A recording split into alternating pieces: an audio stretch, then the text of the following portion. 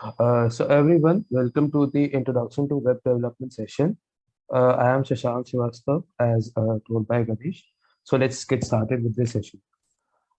So let's before talking about how what is web development and how to get started with web development, let's first address the question why. Why at the first place I need to learn web development? So first, it's easy to get started with.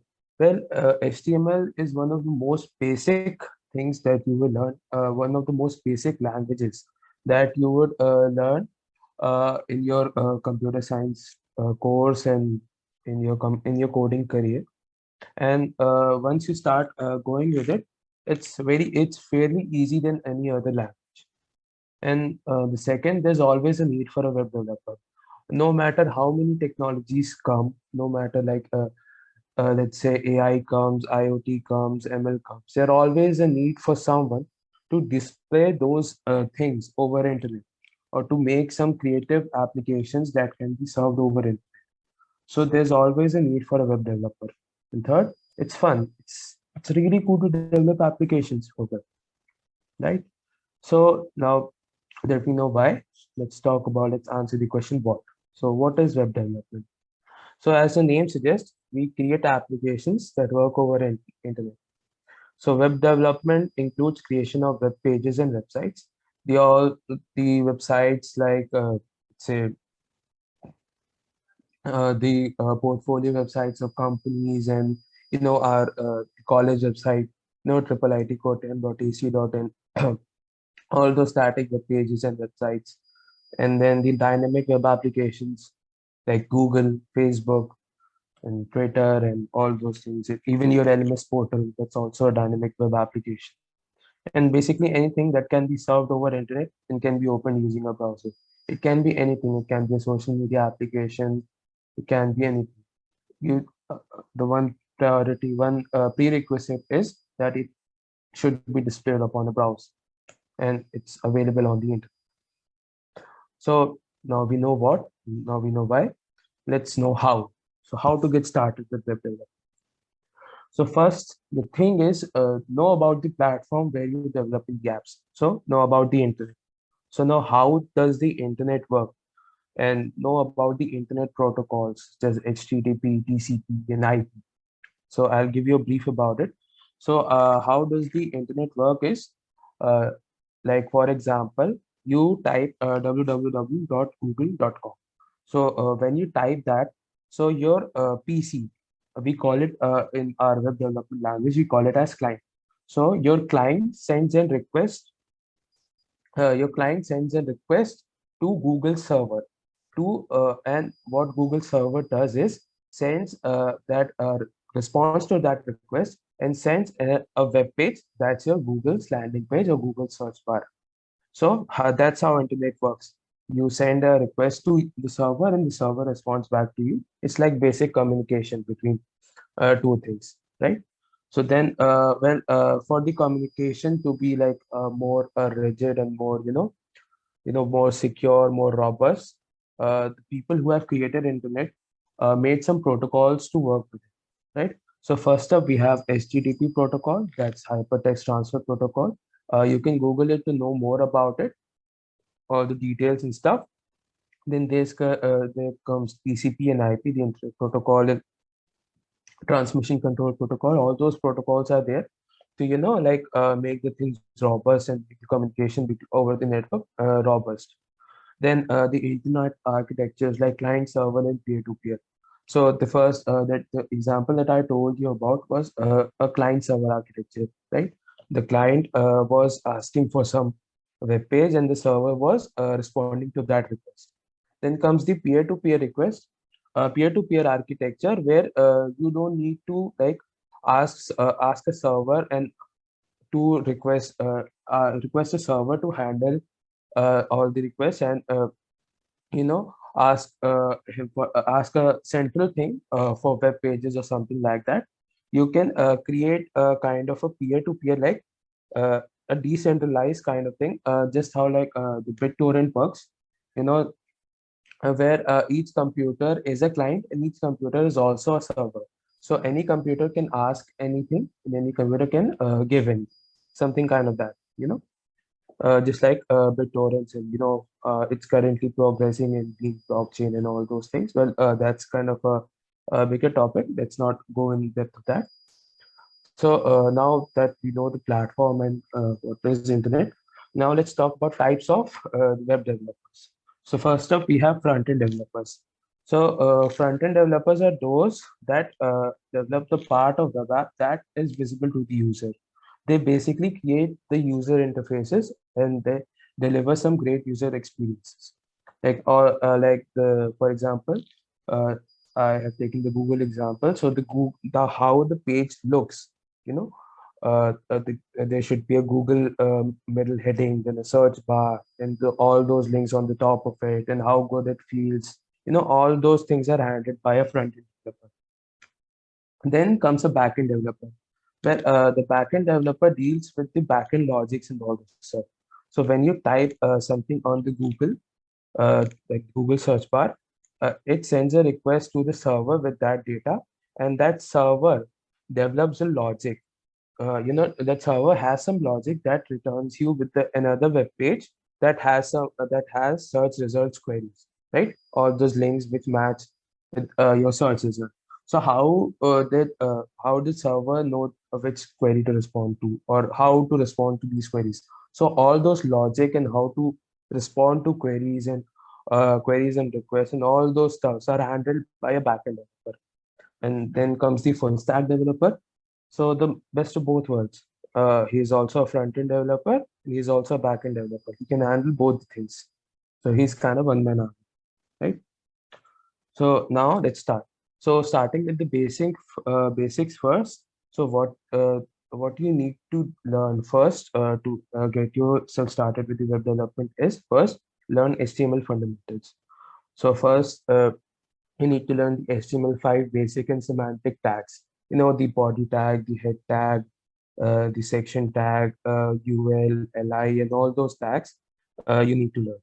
Then when you're done with HTML, then you need to jump to CSS, the CSS fundamentals. So first up, we have CSS properties, all those properties like display, padding, the margin, and all those stuff. And then comes the alignment, the flexbox, and the grid. So the display part comes with, how the display comes with various properties like the first there is inline, then there's block, then there's inline block, and all those stuff. The most popular and the most used display properties are flex and grid, because they are too handy for us. Like they do the most of the works, and it's easy to use them. So there are basically two. The first is Flexbox, and then is Grid. Then comes the responsiveness. So most of the time you must have seen some sites that run on PC like effectively, but when you open them on the mobile or on the tablet, that the alignment kind of messes up. Like, it doesn't feels good that it was not meant for a mobile or a tablet. It was straight away meant for a laptop. So how to make these sites responsive, like for a mobile also, or for a tablet also, and the desktop also, they feel equally, right? So for that, so to make those sites, you need to learn how to make your site responsive. Then comes the advanced CSS. Well, you must have seen various websites with, animations and all those stuff, transitions and animations, right? Is someone unmuted? Ganesh, please look into that.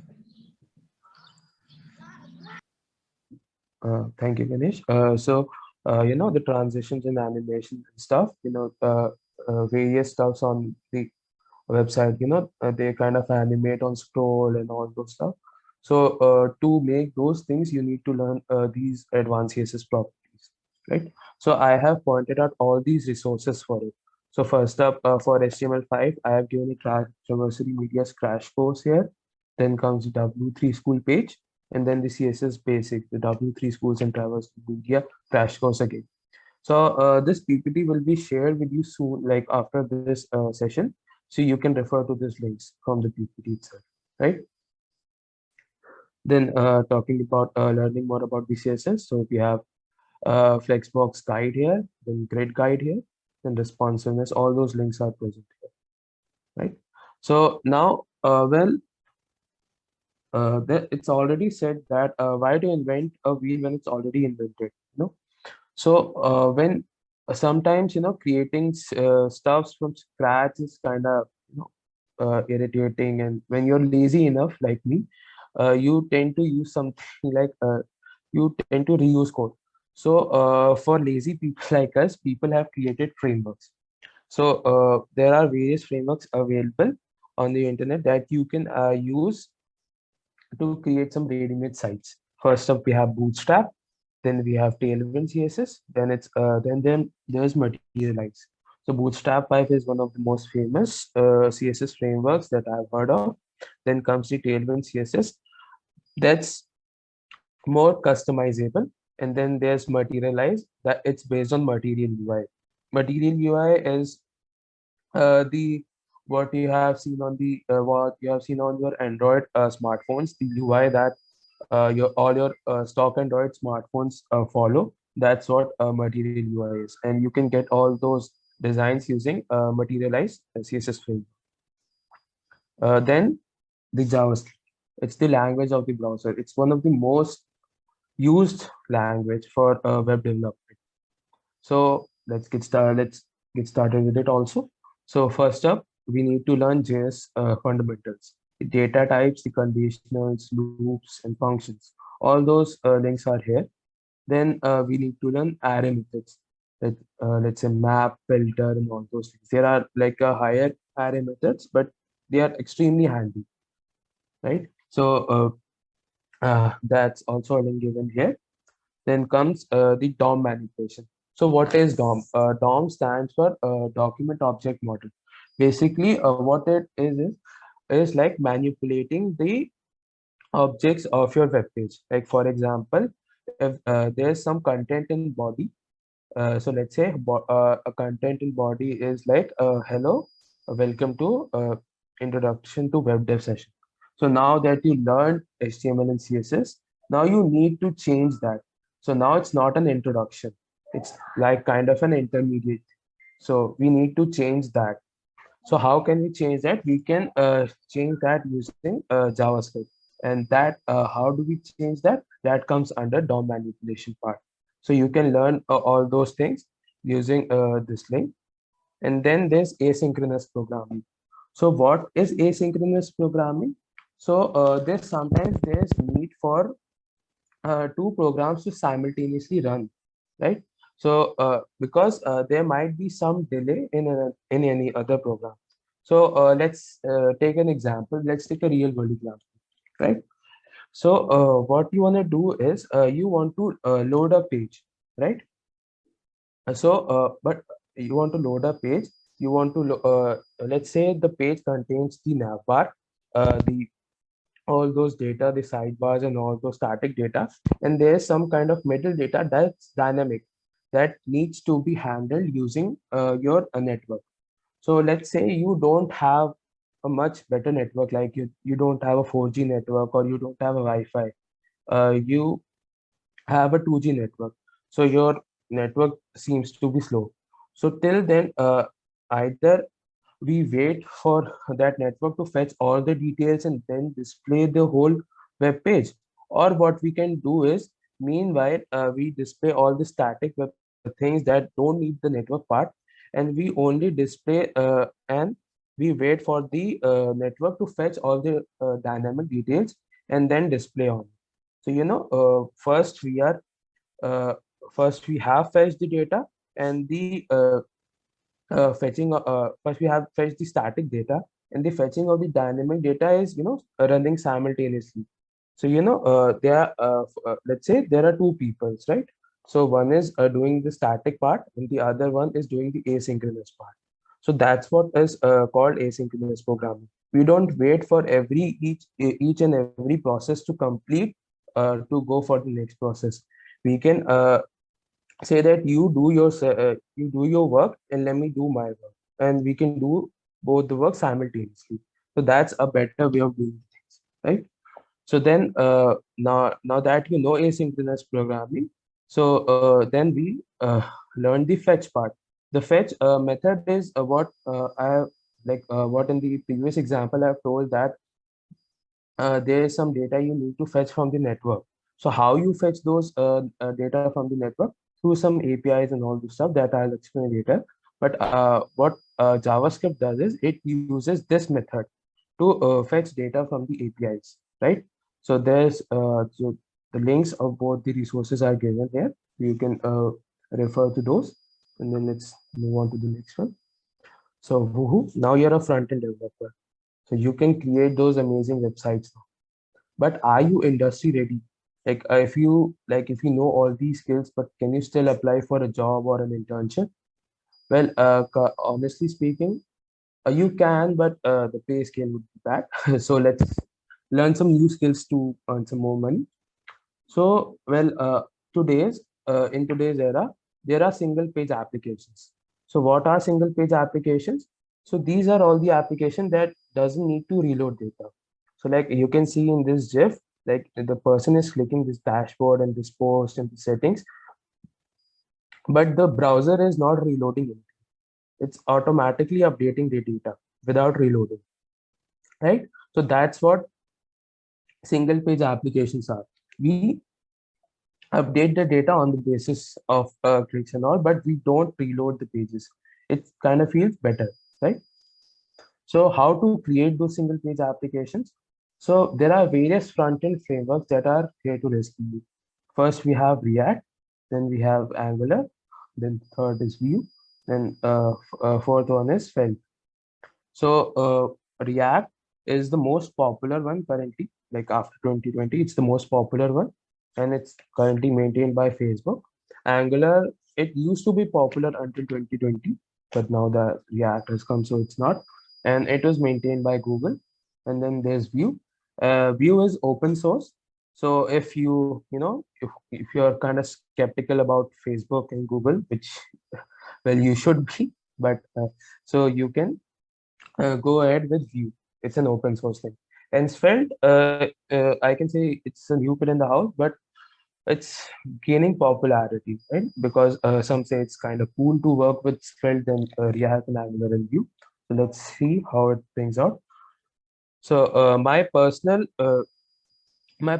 recommendation would be React because there are a lot of jobs for React out there than Angular and Vue and Svelte. So because it's the most popular, so yeah, learn the framework that gives you job first. So the resources are here. First is React.js code, then Angular, and right. So that was a lot of front end, right? So let's jump to the backend. So to create the backend logic of the servers, first what we need to learn is a server-side language. So first it's JavaScript, then it's Python, then there's PHP, then there's Java, then there's Ruby, then there's C Sharp. These all are the languages. You need to just choose one. Like it can be the JavaScript or Python or PHP or Java or Ruby or C Sharp, anyways, right? So now that you have chosen a language, you can choose a framework upon it that handles all these requests, or you need to create all those requests and all those parts on your own, and you need to build some things from scratch. So, well, as I told earlier, why to invent a wheel when it's already invented? So we use various frameworks, right? So for JavaScript, we have Express.js. Then for Python, we have popular as Django. Then there's others like Flask and Fast API. I would recommend Django for big applications like e-commerce websites or social media applications, right?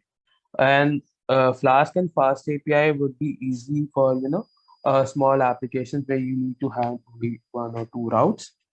Then there's Ruby on Rails. That's also a great framework where if you're choosing a Ruby as your language. Then there's then there's Laravel for PHP and Spring for Java, right? So my personal recommendation would be choose either JavaScript or Python as a language, and For the tech stacks, JS as a tech stack, you should choose MERN because MERN stands for Mongo, Express, React, and Node.js.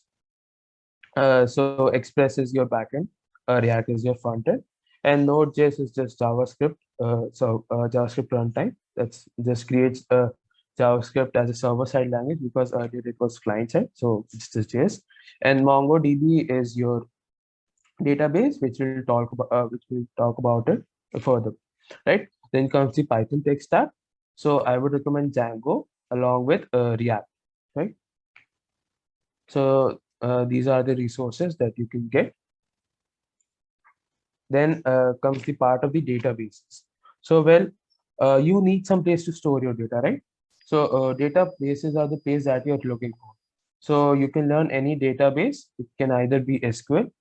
For SQL, it can be MySQL or PostgreSQL, and there will be a NoSQL database, which are not relational database management systems.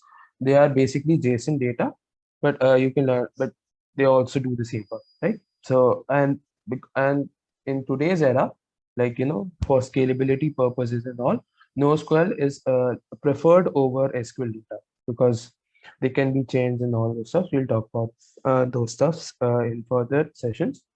So for NoSQL, we have MongoDB and Firebase. And then for SQL, we have MySQL and PostgreSQL. Well, there are more, but these are the most famous ones that I have heard and I have used. So then comes the REST APIs. So what an API is? An API stands for Application Programming Interface.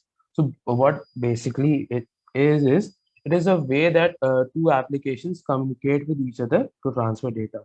For example, let's say you've created a React JS based frontend and you have created a Django based backend. So let's say these are two different apps, and they don't need to know about each other. What what we need them to know is the data that backend sends to React.js and the request that React.js sends to backend, right? So we can create something called an API to handle these requests. So both these applications can communicate with each other, right? So to create these APIs, we need to follow some architectures. So one of them is REST architecture. So the APIs that conform to this architecture are called RESTful APIs. So the main methods that you need to learn about the REST API are first is the get, then the post, then the put, and delete. You can Google them; it's easy. There's just one line, right? So congratulations, you are a full stack developer now. So some tools that I would recommend, in your journey to increase your productivity and all that stuff. So first up, we have VS Code. It's a mind-blowing editor. It's a piece of art editor.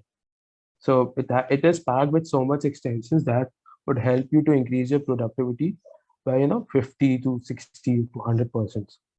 Right. So first up, we start the Emmet, which comes in built with it, and then the other extensions like Live Server, Prettier, ESLint, and all those. And for any language you choose, you can download a specific snippet extension for that, right? So and then there comes browser. So my personal recommendation would be to use Firefox because it's packed with so many developer tools that would help you out. But Chrome is also an option. It also has some really good developer tools. Firefox is just my personal recommendation.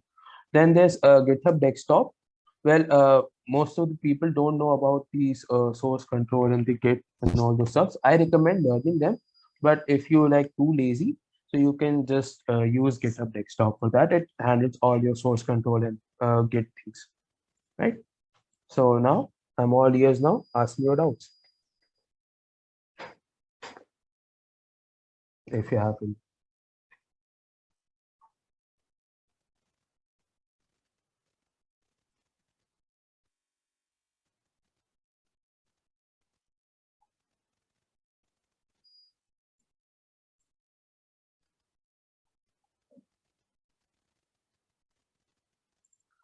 I can say that React is better because it's popular and it has more jobs. Like so, yeah, it's I can say it's better. Which talking about programming languages, a beginner should start. Well, you as a part of your curricular, you must be learning C or C++. So you should first focus on that, and then you can switch to any other language. Like first learn a language, it would be C only. So first learn that language pretty good, and then switching to any other language would be easy.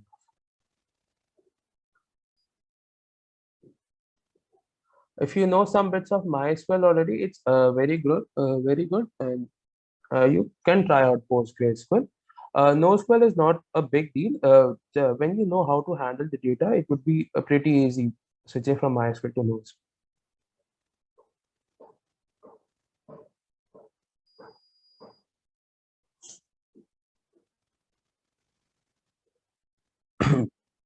Tanuj, I would say do project-based learning, right? When you know a skill, just implement it and create some good things. I still don't know very much of the web development thing, but I still can create various applications for web that are really good. So, I still you just go with the flow. Like learn a skill, create something from it. Then learn another skill, create any other, right?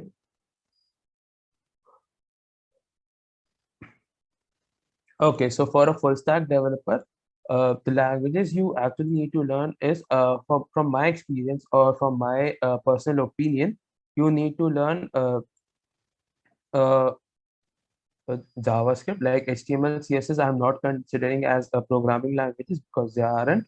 So let's ignore HTML, CSS, JavaScript, and then Python if you are going for Python. Python based stacks, or else JavaScript is fine. You can always go for Express.js and be a MERN stack or mean stack developer. And then there comes the SQL languages for data.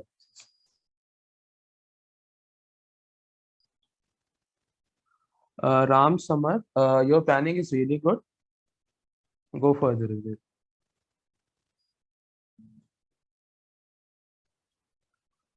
Okay, so web games are usually made on JavaScript only. So there's like you will be creating something kind of a game in JavaScript in your IT workshop assignments. So what we use is some canvas kind of thing, and we create some graphics in it. So yeah, we can make JavaScript. We can make use of JavaScript to create the groups. JavaScript is the language for the I can say.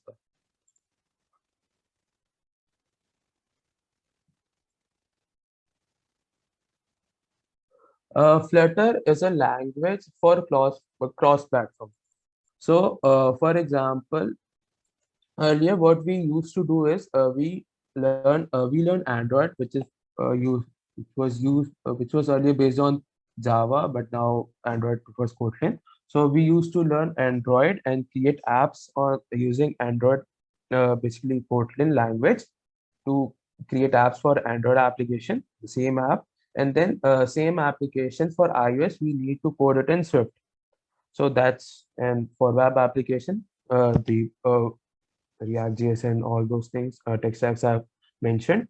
But now this kind of irritating, I know. So people have created cross-platform frameworks. So Flutter is a cross-platform network. What it does is it uses one code base and maps to different platforms. So you need to code only once in Flutter, and it will automatically map for other devices.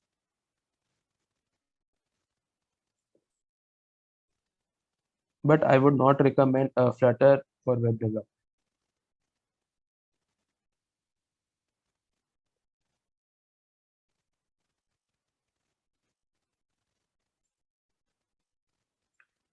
Now, I didn't quite understand what you're saying. Are you sending me the order, Satish, of what to learn? It would be better that you don't direct message on Zoom and you know just message publicly. It's not a problem actually. You can. So yeah, so HTML, yeah, so HTML, CSS, JavaScript, and React.js. You forgot something. You forgot the backend language, the server-side languages. So if you're going with JavaScript, then you need to learn Express.js, and then you can carry on with the SQL parts. Or you can also use NoSQL also. That's also better. I would recommend if you're going with Express, JavaScript part, I would recommend using Mongo. So yeah, NoSQL would be a better option for you. So I can say HTML, then CSS, then JavaScript, then React.js for front-end single-page applications, and then for backend, Python or JavaScript for and their relative tech stacks, and then any database language.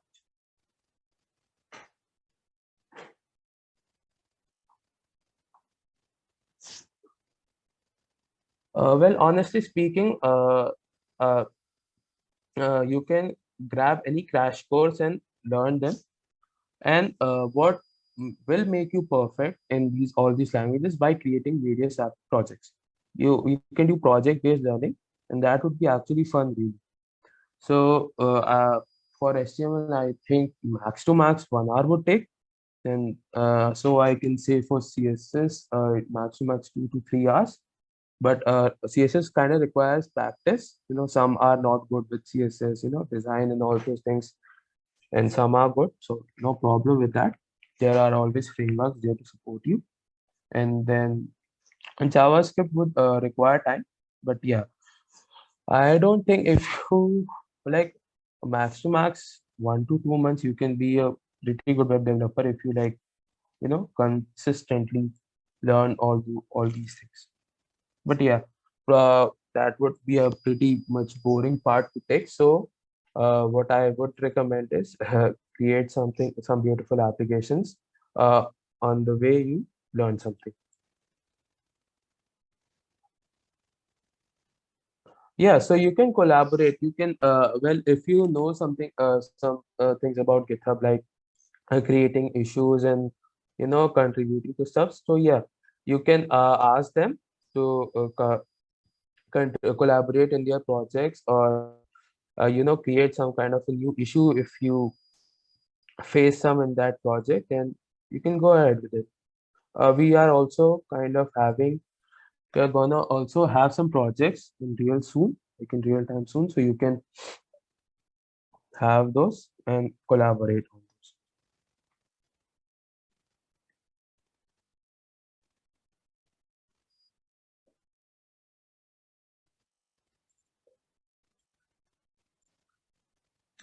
It's nice that you're fully focused on becoming a.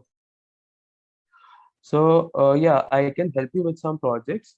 And talking about experience, I would only say that a project based learning would be a better way, not like just learning and mugging things up. Create some things on the floor, then you learn what you'll actually do. So you actually will know the cause of why I'm implementing this code, why I need to do this. So I would recommend follow this path. It would be a better way. Yeah, sure, Jaswant. You can mention your projects in your resume. In fact, teamwork projects are show that you can work in a team, and you know because at the end in the organizations you're gonna work in teams only. So it shows them that you are capable of teamwork and also individual works.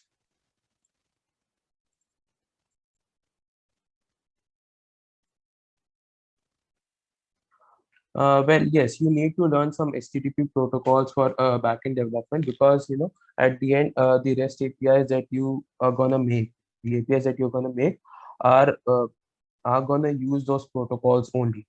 So you need to learn about the HTTP protocols and headers and all this stuff. So yeah.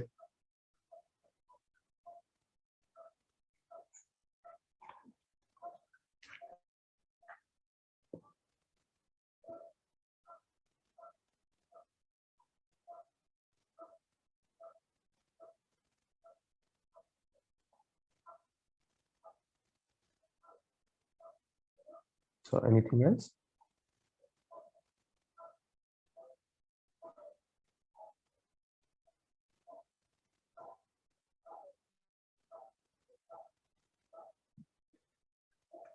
Well, there's YouTube channels. When you start, going through these YouTube channels, your YouTube feed would automatically recommend some good developers and all those stuff. There's Fireship YouTube channel, and there's Traversary. All these things. I personally recommend you watching Fireship videos because he creates some good 100 seconds and some 5 to 6 minutes videos that will explain you about the tech stack. So you'll get to know about those things before you need to actually learn them. So you'll you know so if your need matches that tech stack, then yeah, you can proceed with it, or else no worries, you just wasted 100 seconds of your life. That's not big, I can say. Fireship. Let me just drop the link. 1 second.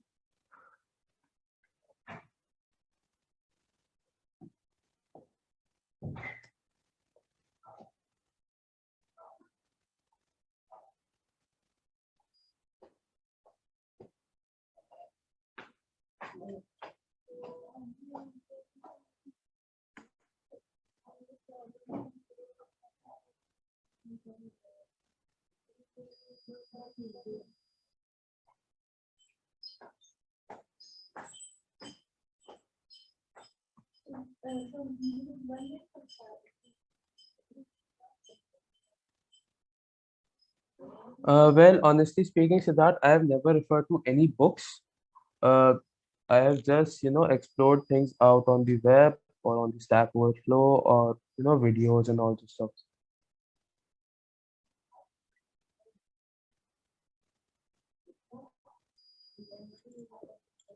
Well, honestly speaking, I've never used pen or paper to, you know, in development. I always use pen and paper when it comes to CP and all those stuffs and problem solving, but never took my pen for development and all these purposes.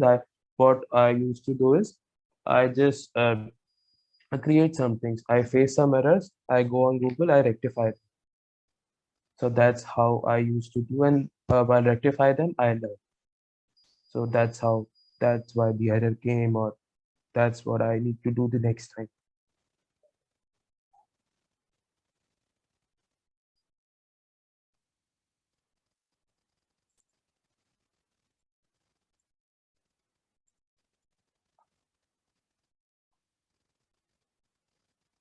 Okay, Satish. I'm always available on Discord, so you can contact me there, right?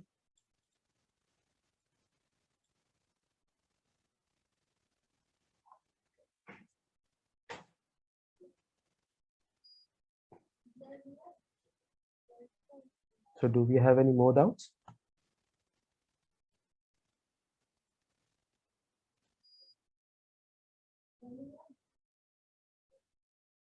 Well, I can mastering anything is like, next to impossible. Like no one actually does master anything. It's just that we know the things till we need them. Like I don't want to create some beautiful illustrations using just CSS. So I don't want to know them, or I don't want to create web packs or bundles using JavaScript. So I no need for it. So yeah, mastering I don't know. Well, I have not mastered any language. So yeah. Okay. So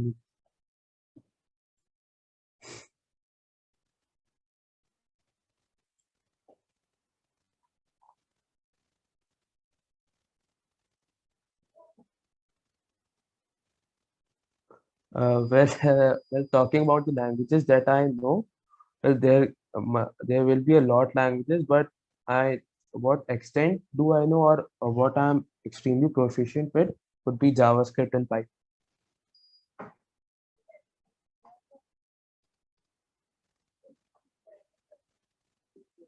Thank you for all your lovely feedbacks for this session.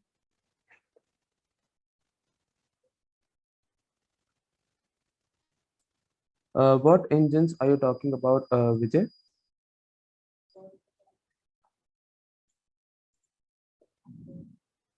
Well, I don't know actually about the Unity. I have used Unity for game development only and AR development, that sort of stuff only. So I have never used Unity for web development and stuff. So I don't know about that.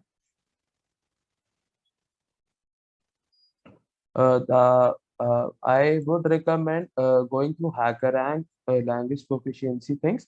They are the best for learning any language. Or there's also W3 Schools Python section where you can learn languages.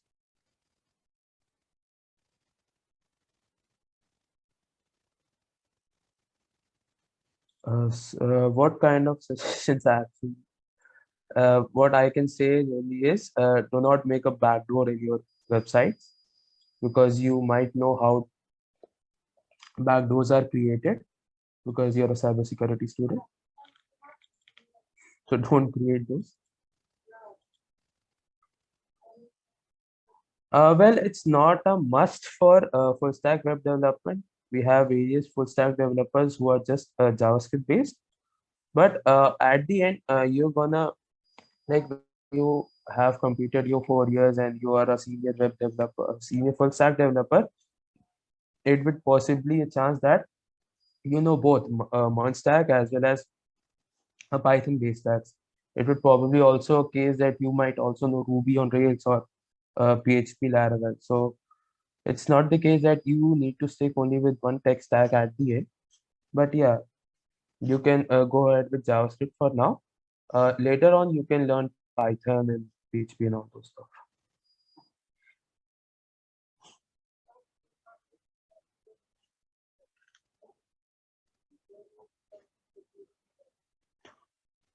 I think you can learn, but that's what frameworks are for. Like for Django, they handle all those things like networks and all those server things.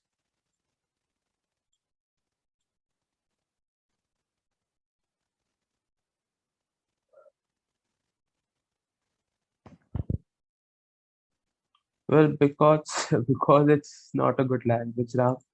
Python and JavaScript are way better than PHP and way more scalable and secure.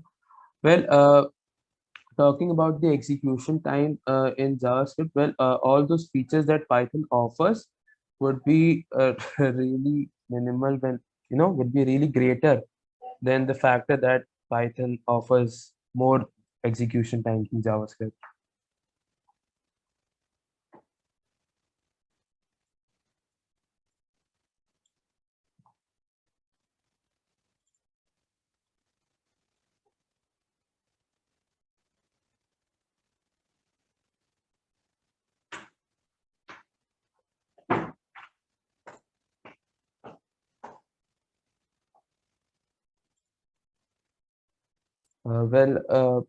That's kind of personal, kind of personal question, and we can solve that question later, Vijay.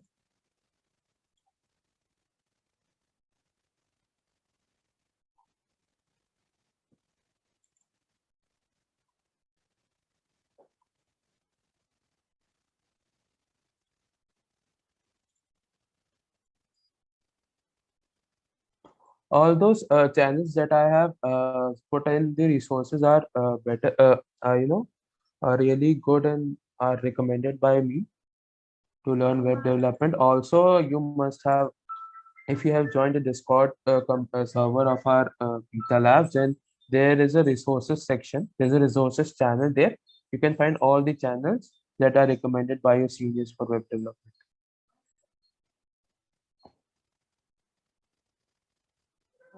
Yes, it will be given.